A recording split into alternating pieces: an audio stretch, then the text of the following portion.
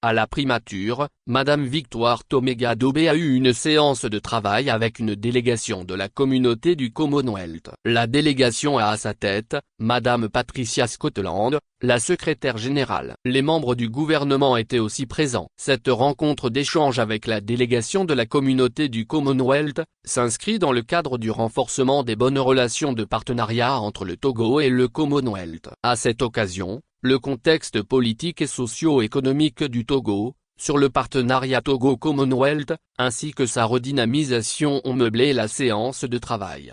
Peut-être une image de 12 personnes, estrade et texte. Madame Daubé a, avant tout, remercié le Commonwealth pour son accompagnement, notamment dans les domaines de l'éducation, de la formation et de l'attraction des investissements. Madame Toméga-Daubé a fait un bref aperçu de la vie politique et socio-économique du Togo. Elle a parlé des efforts qui sont faits par le gouvernement pour le bien-être des Togolais et aussi des défis que le gouvernement s'est donné d'atteindre. Le Premier ministre a mis l'accent sur le volet sécuritaire, indiquant que le chef de l'État reste attaché à la présence de la paix, de la sécurité, de la stabilité et de la cohésion sociale au Togo et dans la sous-région. Elle a dénoncé l'extrémisme violent qui reste un défi dans la sous-région. Parlant des dernières attaques terroristes au nord du Togo, Madame Toméga-Daubé a relevé les efforts qui sont faits par le Togo, sous l'impulsion du président Faure. Outre l'aspect sécuritaire, la chef du gouvernement a évoqué le climat qui reste aussi une préoccupation pour le gouvernement. Peut-être une image de 4 personnes,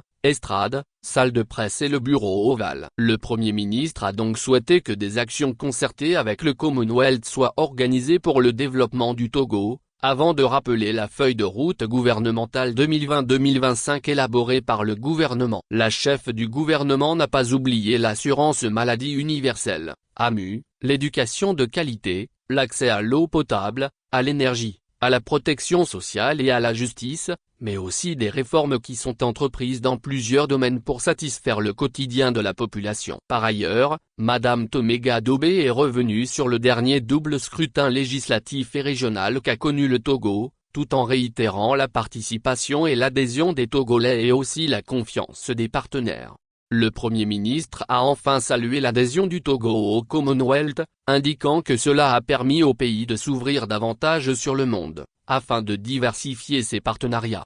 La secrétaire générale du Commonwealth s'est félicitée des propos du Premier ministre, ajoutant que les sujets énumérés revêtent d'une importance capitale au Commonwealth. Parlant de la justice, Madame Scotland a dit qu'il faut une justice empreinte de systèmes efficaces et efficients au sein de la puissance de communauté. Elle a reconnu les fléaux qui continuent de fragiliser les économies au monde, entre autres, la guerre entre l'Ukraine et la Russie, mais également les changements climatiques. Madame Scotland a dit qu'il reste du travail à faire, demandant une collaboration accrue au sein du Commonwealth. Nous sommes absolument déterminés à travailler avec vous. Tout ce que nous avons vous appartient. Nous sommes honorés d'être votre partenaire a-t-elle confié au gouvernement togolais. Le Commonwealth est une association fondée sur des valeurs réunissant 56 pays, dont la plupart entretiennent des liens historiques avec le Royaume-Uni et qui compte plus de 2,5 milliards de personnes sur 5 continents. Le Commonwealth promeut une série de valeurs communes à ses membres, comme l'égalité, la non-discrimination, la démocratie et la primauté du droit.